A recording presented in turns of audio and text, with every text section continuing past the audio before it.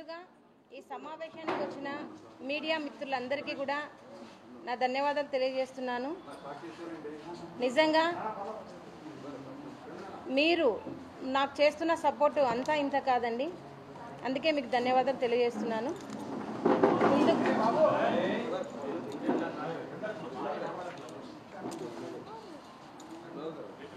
ఈ సమావేశాన్ని ఎందుకు ఇక్కడ ఏర్పాటు చేయాల్సి వచ్చింది అంటే, నా గిరిజన 14 సంవత్సరాల మైనర్ అయిన నా కూతురు సుగాలి ప్రీతి కట్టమంచి రామలింగారెడ్డి రెసిడెన్షియల్ హై స్కూల్లో 10వ తరగతి చదువుతుండగా అతి కిరాతనంగా అత్యాచారం చేసి హత్య చేసి ఆత్మహత్యగా చిత్రీకరించిన విషయం మీరందరికీ తెలిసిందే.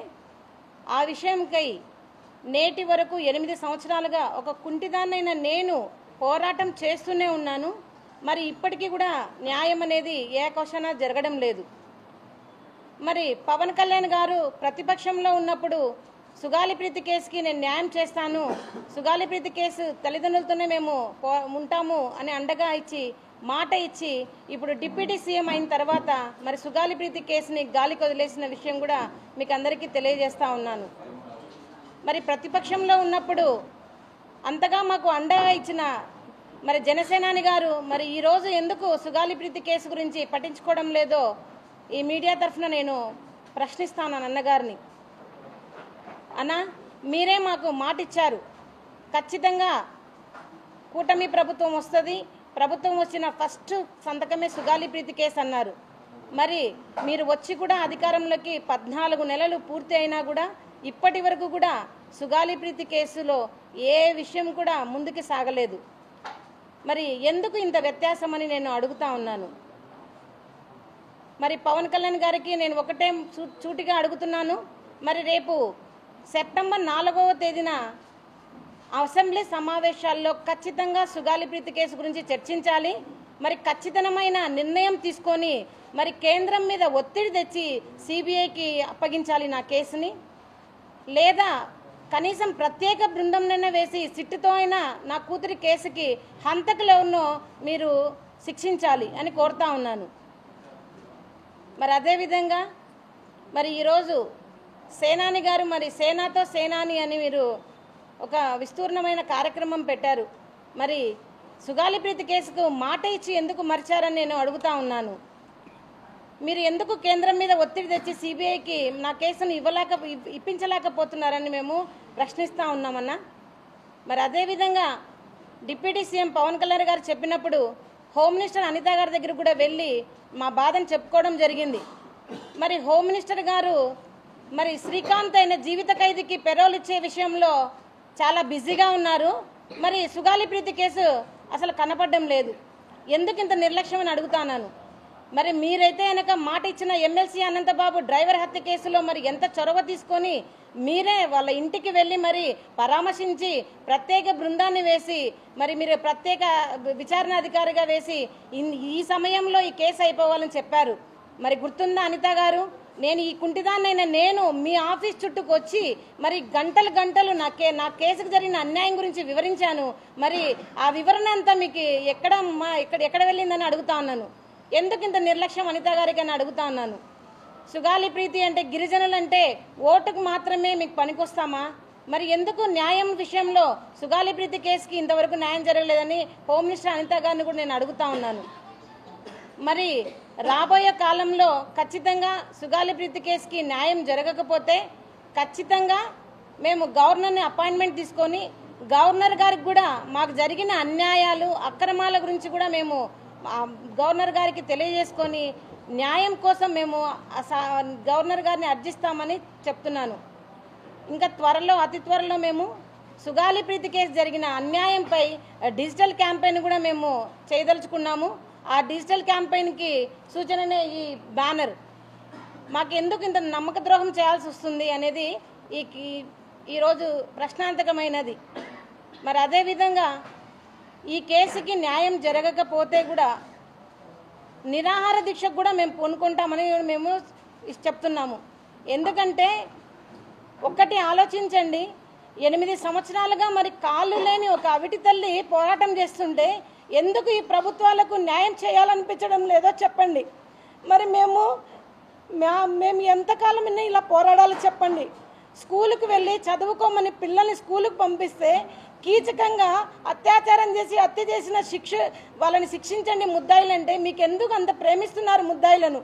ఎందుకు శిక్షించరని అడుగుతా ఉన్నాను. మరి లోకేష్ బాబు గారు మీ రెడ్ బుక్లో సుగాలిప్రీతి హంతకుల పేర్లు ఉన్నాయా లేవా చెప్పండి. ఎందుకు ఇంత నిర్లక్ష్యం ప్రభుత్వానికి గిరిజనులంటే చెప్పండి అని అడుగుతా ఉన్నాను. మరి నేను ఈడ్చుకుంటూ ప్రతి ఆఫీస్ చుట్టూ నేను నా కూతురు గురించి చెప్తున్నానే, మరి ఒక్కరన్నా స్పందించడం లేదు ఎందుకు?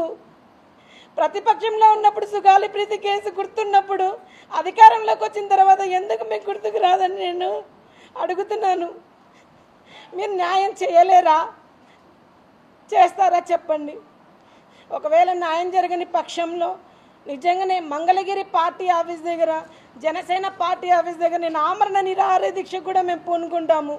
ఎందుకంటే ఒక తల్లిగా నా బాధ నా కూతురికి మనశ్శాంతిని కలిగించాలి. ఆ మనశ్శాంతి కలిగించడానికి నేను ఎంత దూరమైనా పోరాటం చేస్తానని మీడియా ముఖంగా తెలియజేస్తున్నాము.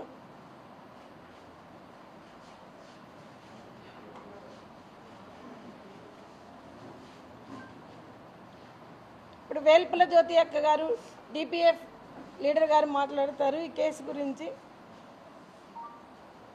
ఈ రోజులో న్యాయ పోరాటము, ప్రీతిబాయి కుటుంబానికి న్యాయం జరగాలి. అలాగే ప్రీతిబాయి లాంటి ఆడబిడ్డలకు రక్షణ, ప్రాణరక్షణ కావాలి అని అర్థించటానికి లేకపోతే ప్రాధాయపడటానికి అడుగుతున్నామే తప్ప, ఒకప్పుడు పవన్ కళ్యాణ్ గారు ప్రభుత్వంలో ఒక పదవిలో లేనప్పుడు కర్నూలుకు వచ్చి హామీలు ఇచ్చి నేనుంటాను, మొట్టమొదట నేను ప్రీతిబాయి కుటుంబానికి న్యాయం చేస్తాను, ప్రీతిబాయి లాంటి అమ్మాయిలందరికీ నేను న్యాయం చేస్తానని హామీ ఇచ్చి తల్లిదండ్రులను ఓదార్చిపోయినావు. కరెక్ట్, మేము కాదనలేదు. కానీ ఇప్పుడు ఆ హామీలు ఏమైనాయి? హామీలు ఎందుకు నెరవేర్చలేకపోయినాం? అప్పుడు మేము రమ్మన్నామా? మమ్మల్ని ఓదార్చమన్నామా? లేకుంటే జగన్కి ఏమన్నా భయపడి కర్నూలుకు వచ్చినావా మమ్మల్ని ఓదార్చడానికి? ఇప్పుడు అందరం ఎక్కినావు, హామీలు ఇచ్చినావు, అందరి పుణ్యాన్ని అల్లుడైనట్టు అయినావు, కానీ ఆడబిడ్డలను మర్చిపోతున్నావు. ఒక్కసారి గుర్తుపెట్టుకోండి, ఒక హోమ్ మినిస్టర్, ఒక మహిళ, ఒక జీవిత ఖైదీలకు, రౌడీ సీరియర్లకు నువ్వు కాపాడుతున్నావు. నువ్వు బాధపడద్దు. కానీ మా ప్రాణ బాణాలు అంటే మహిళలం ఎక్కడికి వెళ్ళినా రక్షణ లేదు. పొలాలకు వెళ్ళినా, ఇంట్లో వెళ్ళినా, తర్వాత ఒంటరిగా ఎక్కడికి వెళ్ళాలన్నా మాకు రక్షణ లేదు. పిల్లల్ని ఈరోజు స్కూల్కి పంపించాలన్నా కూడా భయం, హాస్టల్లో వదలాలన్నా భయం, చీకటి ఏడైతే భయం. ఏమవుతుంది? ప్రభుత్వం ఇచ్చే దాంట్లో ప్రభుత్వం చెప్పే ఇవి తీసుకొచ్చే పథకాలలోనే ఇది లేదా? మహిళలను రక్షించాలనేది లేదా? వాళ్ళ చట్టాలు ఏమైనాయి? మహిళలకు కేటాయించిన చట్టాలు మీరు అమలు చేస్తున్నారా? ఒకవేళ అమలు చేసింటే ప్రీతిబాయి ముద్దాయిలను ఎందుకు కాపాడుతున్నారు? వాళ్ళు ఏమన్నా మీ బంధువులా? మీ ఇంట్లో ఆడబిడ్డలకు ఏమన్నా అయితే మీరు ఇలానే ఊరుకుంటారా? కాబట్టి ప్రీతిబాయి కేసును మరొకసారి పరిశీలించేయండి. మేము దీని కొరకే చాలా ఉద్యమాలు చేస్తున్నాం, ర్యాలీలు పెడుతున్నాం. మొన్న ప్రీతిబాయి చనిపోయిన రోజున ర్యాలీకి కూడా అనుమతించలేదు. మా దగ్గర కత్తులు లేవు, తర్వాత గొడ్డళ్ళు లేవు, బాంబులు లేవు. ర్యాలీ మా పిల్లకు అన్యాయం జరిగింది, ప్రతి పిల్లకు న్యాయం జరగాలి అని ఒక వికలాంగురాలు ర్యాలీ పెడితే అనుమతి లేదు, పోలీసులు అనుమతి ఇవ్వలేదు, ఎస్పీ గారు అనుమతి ఇవ్వలేదు. కానీ తల్లి మొండిగా ప్రతి తల్లిదండ్రులు తెలుసుకోండి, పిల్లలను కాపాడుకోవడానికి చట్టాలు అనేటివి అమలు చేయండి అని ప్రభుత్వాన్ని గోజాడుతూ ఒక వీల్ చైర్ మీద ర్యాలీ చేయడం జరిగింది. కాబట్టి ఇంతటితో ఆమె తల్లి బాధ ఆగదు. ఎందుకంటే కారణం ముద్దాయిలకు శిక్ష పడేంత వరకు, ముద్దాయిలను ఉరి తీసేంత వరకు ఇంకా ఆ స్కూల్లోనే అమ్మాయి చనిపోయిన స్కూల్లో పేరు మార్చినారు కానీ తీరు మారలేదు. ఆ డేరాలో ఇంకా చాలా మంది చనిపోతున్నారు. చాలా మంది ఆడపిల్లలు, ఏ ఆడపిల్ల అందంగా కనిపించినా ప్రతి చెడగొట్టడం జరుగుతుంది. కాబట్టి ఒక్కసారి మీరు దృష్టించండి. అన్న పవన్ కళ్యాణ్ అన్న, నీ మీద బాధ కాదు, నీ మీద అక్కస కాదు, నువ్వు వస్తే మాకు మహిళలకు రక్షణ కలుగుతుంది అని కష్టపడి తిరిగి నిన్ను గెలిపించుకున్న మహిళలం మేము. కానీ ఈరోజు నువ్వు మర్చిపోయినావు. కాబట్టి ఒక్కసారి మరోసారి గుర్తు చేసుకో. దయచేసి మీ చెల్లెలుగా తీస్తున్నాం, ప్రీతిబాయికి న్యాయం చేయండి. ఈరోజు విశాఖపట్నంలో జరుగుతుంది, దాని పేరు ఏం పేరు పెట్టినారు? అల్లూరి సీతారామరాజు. అల్లూరి సీతారామరాజు. కానీ ఆయన ఎవరు? ఒక గిరిజనుడు, పోరాట యోధుడు. మళ్ళీ ఆ గిరిజన కుటుంబానికి ఎందుకు న్యాయం జరగక ఉంది? ఎందుకు న్యాయం చేస్తలేరంటే ఒక దళితులు ఏమైనా కూడా నష్టపరిహారాలు, ఒక 10 లక్షలు, 5 ఎకరాల భూమి ఆ కుటుంబాన్ని ఓదార్తుందా? ఆ పిల్లలకు ఓదార్పునిస్తుందా?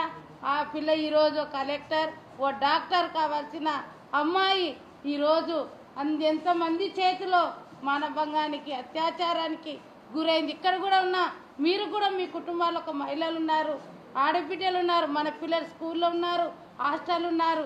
కాబట్టి మన పిల్లలకు రక్షణ లేదు. ఇంటికి వచ్చేసరికి మా పిల్లలు ఏమవుతున్నారో టీచర్లతో వార్డన్లతో, తర్వాత బయటికి వెళ్ళాలన్నా ఇంటికి వచ్చేంత వరకు భయంగా ఉంది. కాబట్టి ఈ విషయాలలో ఉన్న మహిళల పైన హోమ్ మినిస్టర్ గారు అక్క ఇంతకుముందు కూడా మీరు కర్నూలుకి వచ్చినప్పుడు మీ దగ్గర ఒక అర్జీని పెట్టినాం, మా మహిళలను కాపాడండి. హోమ్ మినిస్టర్గా మీరు ఒక ధైర్యం ఇవ్వండి, ఒక వాయిస్ని ఇవ్వండి, నేను ఉంటాను మీకు అండగాని. కానీ ఏ రోజు ఆమె ఒక వాయిస్ ఇవ్వడం లేదు. కానీ జీవిత ఖైదులను కాపాడుతుంది. అదేనా మేము ఆశించింది? అదేనా ఆశించి మీకు ఓట్లేసి గెలిపించుకొని మీకు పదవులను ముట్ట చెప్పడము మేము ఆశించింది? అదేనా? ఒక మహిళలుగా అడుగుతున్నాం, మహిళల తరఫున మీరు ఒక వాయిస్ని ఇవ్వండి, ధైర్యం ఇవ్వండి. ప్రీతిబాయి కుటుంబానికి న్యాయం చేస్తాం. ఆ కుటుంబానికి అన్యాయం అలాంటి మహిళలు ఎక్కడ చనిపోయినా కూడా మేము అండగా ఉంటాం. ఎంతమందిని ఓదార్చిందో తెలియదు, కానీ వచ్చినారు ఓదార్చడానికి. అట్లా పేలాలు చల్లడం, వెళ్ళిపోవడం, అంతేగాని ఇంకనైనా మార్పు తెస్తాము. మేము ఈ వ్యవస్థలో మహిళలకు రక్షణ కల్పిస్తాము.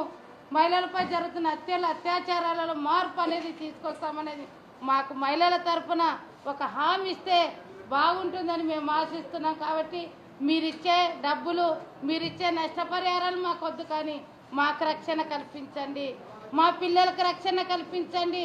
స్కూల్లో, హాస్టల్లో, పొలాలలో, ఒక మహిళ పొలాలలో సొంతంగా పనులు చేసుకోలేకపోతుంది, ప్రాణ భయంతో వెళ్ళలేకపోతున్నారు. కాబట్టి అలాంటి హామీలు ఇవ్వండి నాయకులారా. అయ్యా మీరు ఒకసారి పవన్ కళ్యాణ్ అన్న నిన్నే అడుగుతాం, మేము ఎవరిని అడగం. నువ్వు కుటుంబంలో న్యాయం చేసినావు, నువ్వు కుటుంబంలో న్యాయం చేస్తున్నావు, నిన్ను అనలేము, కానీ అవన్నీ మేము అడగలేము. మా కుటుంబాలకు న్యాయం చేయండి, దళిత గిరిజన కుటుంబాలను కాపాడమని, తర్వాత వాళ్ళకి రక్షణ ఇవ్వమని. లేదంటే మా ఉద్యమం వేరుగుంటుంది. మీరు గిన రక్షణ కల్పించలేకపోతే నీ ఇంటి ముందే, నీ ఆఫీస్ ముందే నిరాహార దీక్ష మేము కూర్చుంటాం.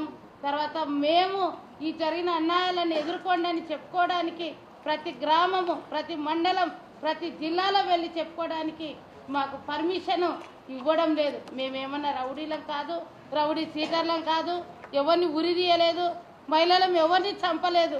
మళ్ళీ మాకెందుకు పర్మిషన్ ఇవ్వకున్నారు? ఒక్కసారి అన్న ఈ వాయిస్తోనైనా ఈరోజు మా యొక్క ఆర్తదానైనా మీకు చేరి మాకు ప్రీతిబాయికి జరిగిన అన్యాయం ఇంకొక మహిళకు జరగకూడదని మేము చెప్పడానికి మాకు పర్మిషన్ ఇవ్వండి.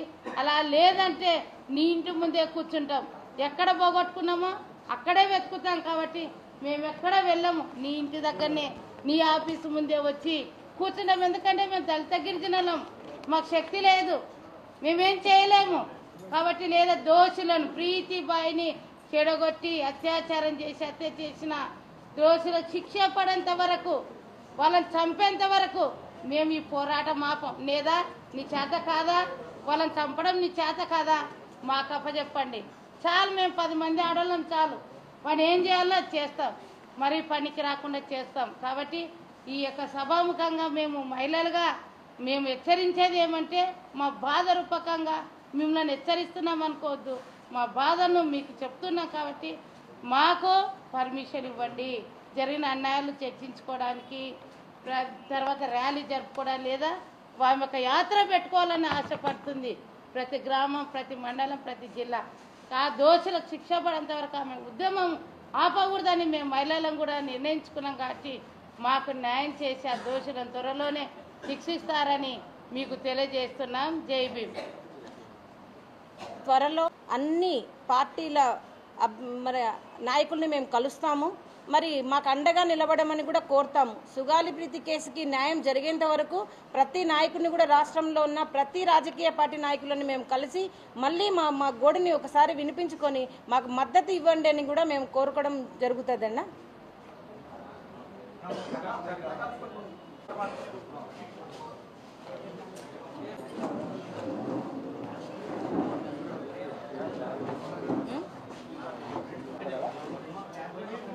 నాయకులు రాష్ట్ర డిప్యూటీ సీఎం పవన్ కళ్యాణ్ గారు మరి ఆ రోజు సుగాలి ప్రీతి విషయాన్ని కర్నూలు వెళ్ళి వారి తల్లిదండ్రులకు వివరించి చెప్పి మీకు నేను తప్పకుండా న్యాయం చేస్తాను అనేటువంటి హామీ ఇచ్చి రావడం జరిగింది.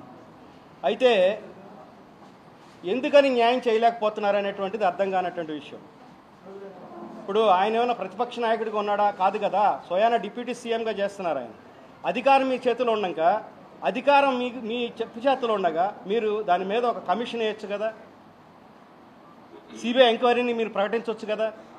అలాంటిది కాకుండా అధికారం రావడం వరకే మాత్రమే సుగాలి ప్రీతి విషయాన్ని వాడుకొని ఇప్పుడు ఆ పిల్లకి న్యాయం చేయాలన్న విషయానికి వచ్చేపాటికి అందరూ కూడా చాలా దూరంగా ఉండిపోయారు.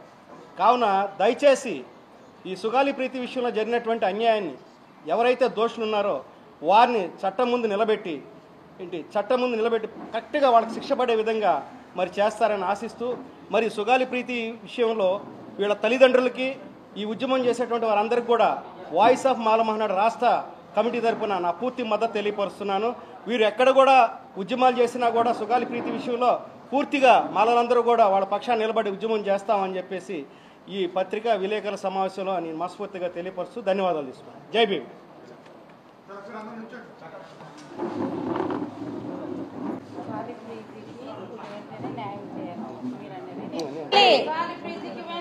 న్యాయం చేయాలి, శిక్షించాలి, న్యాయం చేయాలి.